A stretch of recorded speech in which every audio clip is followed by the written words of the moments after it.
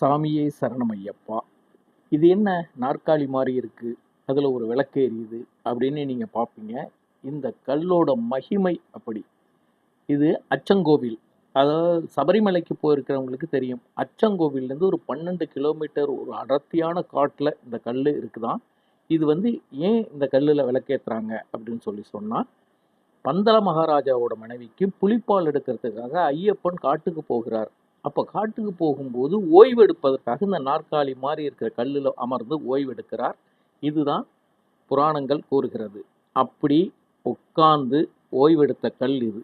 இன்றைக்கும் அங்கே இருக்கிற மக்கள், அதாவது பழங்குடியின மக்கள், இதை தெய்வமா ஐயப்பனா நினச்சி வணங்கி தாங்க காட்டுக்கு போகிறதுக்கு முன்னாடி இந்த இடத்துல ஒரு விளக்கேற்றி வச்சுட்டு போகிறதா ஒரு தகவல் படித்தேன். ரொம்பவே ஆச்சரியமாக இருந்தது.